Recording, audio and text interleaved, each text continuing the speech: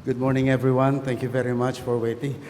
Nakalugpa ata yung utak ko sa motor. But anyway, I just came from St. Jude, so may Malacanang, and I still had the morning mass. So anyway, thank you very much for waiting. Now, for today's reflection and input, I would like to go back to yesterday's gospel. I'm sure marami sa inyo nakapagsimba na, nakarinig na ng Ebanghelyo, and also heard the sermon about loving your enemies. Paano ba yon? And I think it's very applicable kasi sa ating experience. Let me just read back what the Lord said in yesterday's gospel from Luke chapter 6. Jesus said to his disciples, "To you who hear, I say, love your enemies, do good to those who hate you, bless those who curse you, pray for those who mistreat you. To the person who strikes you on one cheek, offer the other one as well. And from the person who takes your cloak, do not withhold even your tunic. Give to everyone who asks of you. And from the one who takes what is yours, do not demand it back. Do to others as you would have them do to you. For if you love those who love you, what credit is that to you? Even sinners love those who love them. And if you do good to those who do good to you, what credit is that to you? Even sinners do the same. If you lend money to those from whom you expect repayment, what credit is that to you? Even sinners lend to sinners and get back the same amount. But rather, love your enemies, do good to them, and lend, expecting nothing back." The Gospel of the Lord. Praise to you, Lord Jesus Christ. Okay. Nako, kasi last week na ngayon ng February, at alam naman natin February is the month of the heart, the month of love. But let's strip down all the romantic connotation about love. It's not all about the heart, it's not all about roses and romance. When you hear Jesus say, love your enemies, He put it in its raw, pure, extreme form of love. And really, sabi niya, meron bang gumagawa nun na nagmamahal sa kanyang kaaway?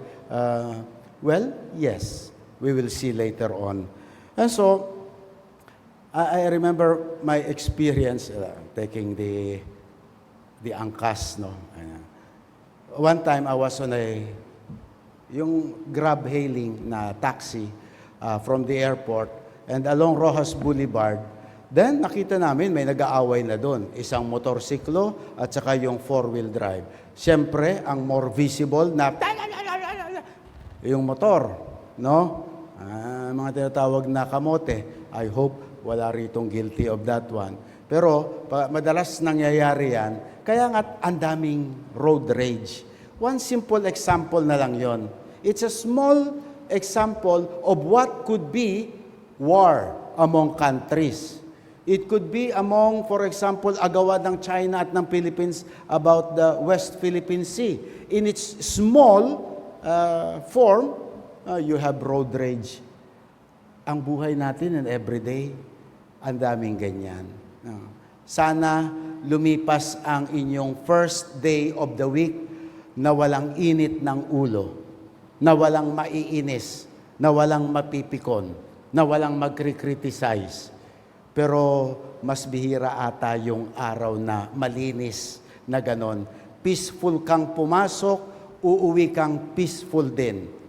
But every so often, it comes, no? Na tayo ay naiinsulto, nagagalit, naiinis, napipikon. But exactly on that time, when we have to exercise and apply the teaching of Jesus, now, how do you love your enemies then? No?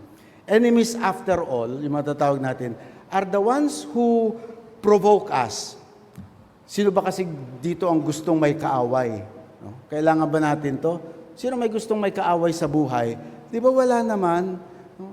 May mga tao lang talagang provocateur, ika nga. Nagpo-provoke, no?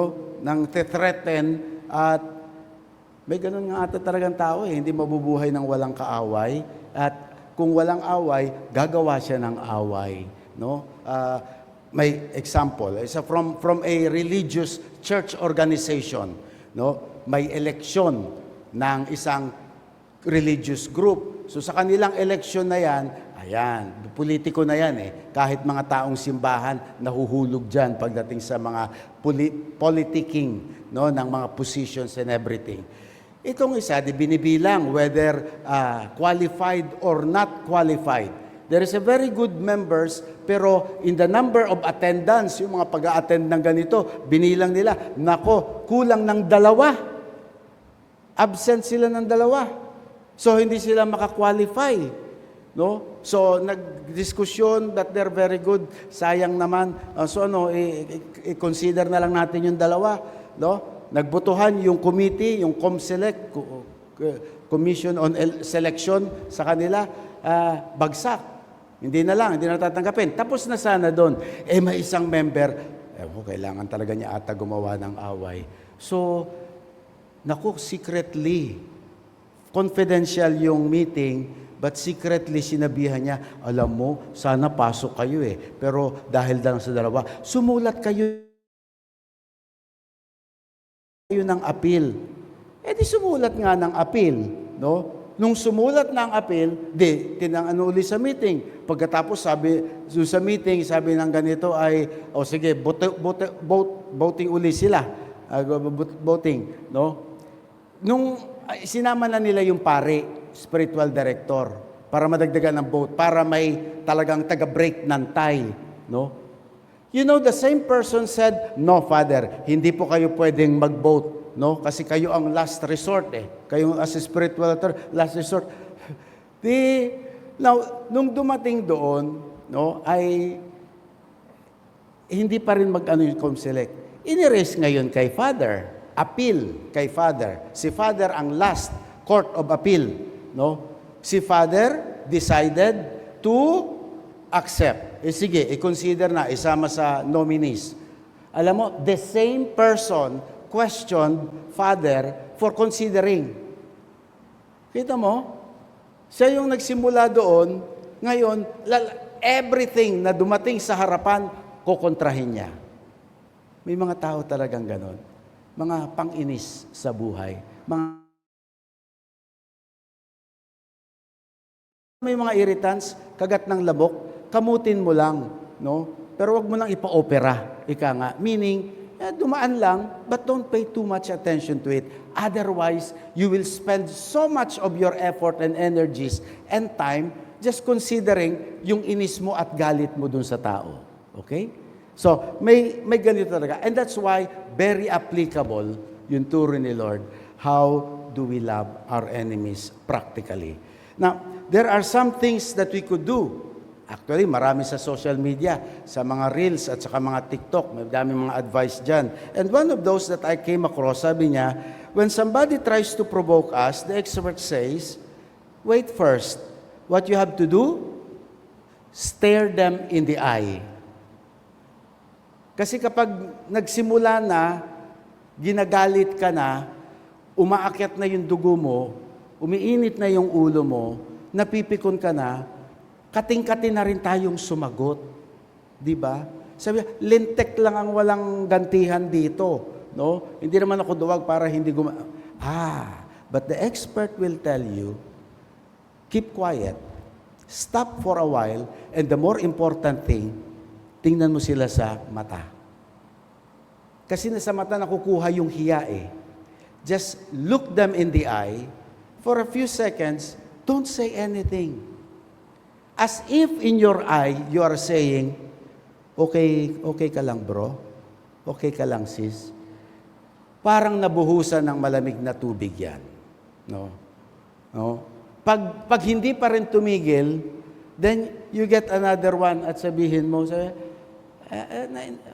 pareho ba tayo nang naririnig mula sa Kanya? No?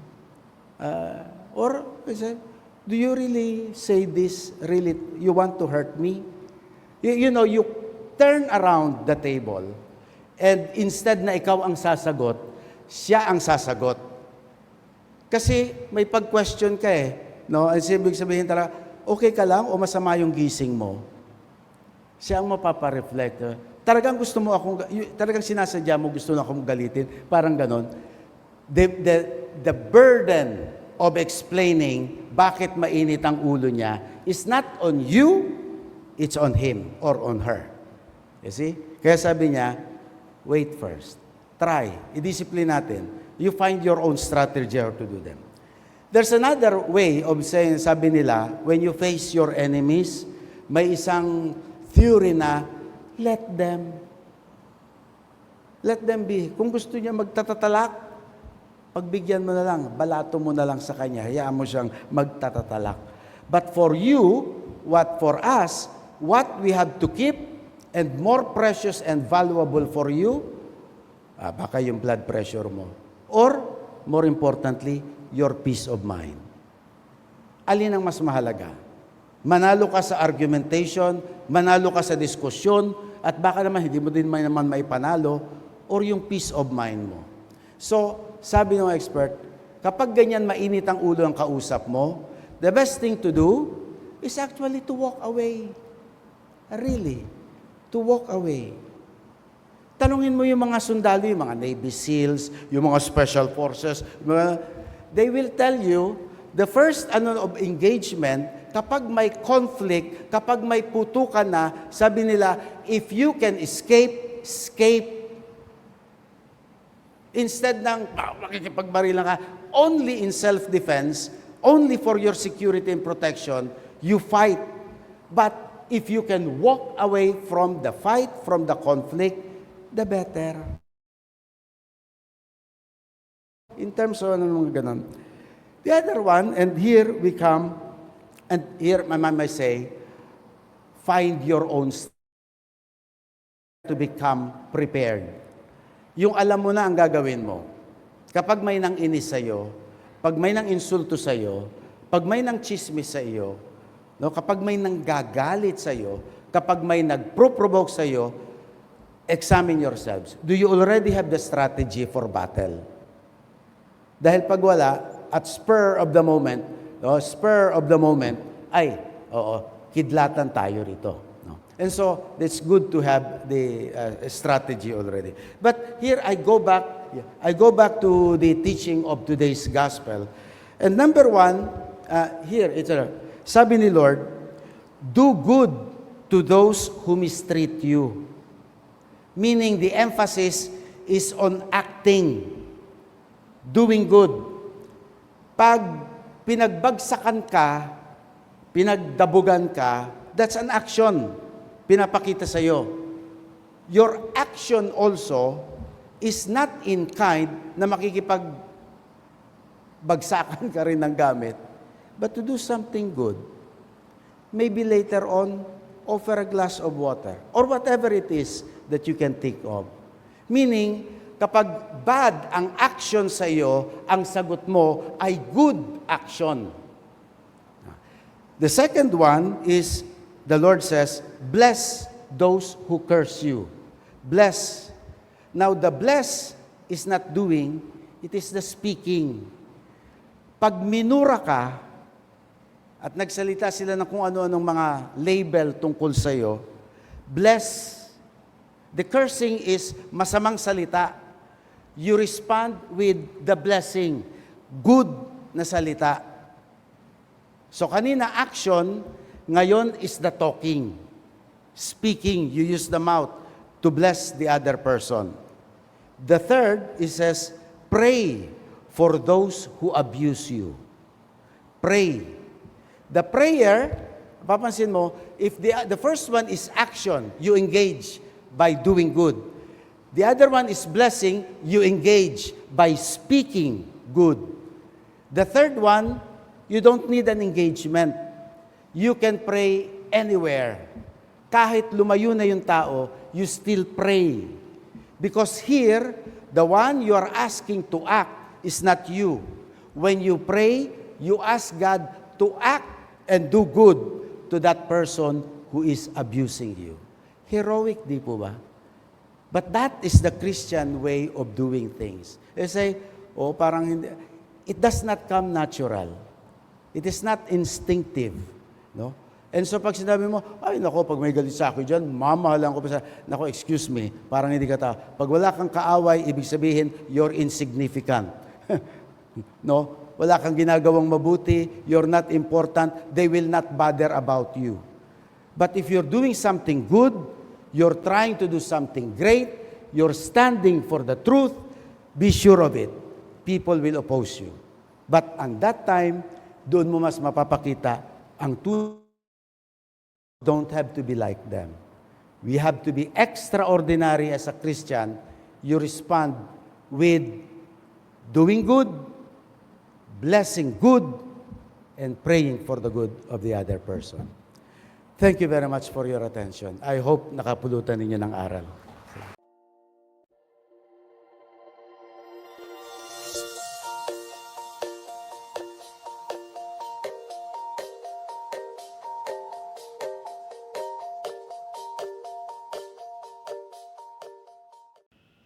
God is good all the time.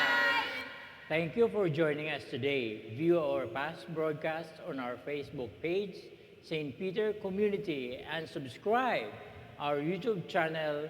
Like, share, and hit the bell.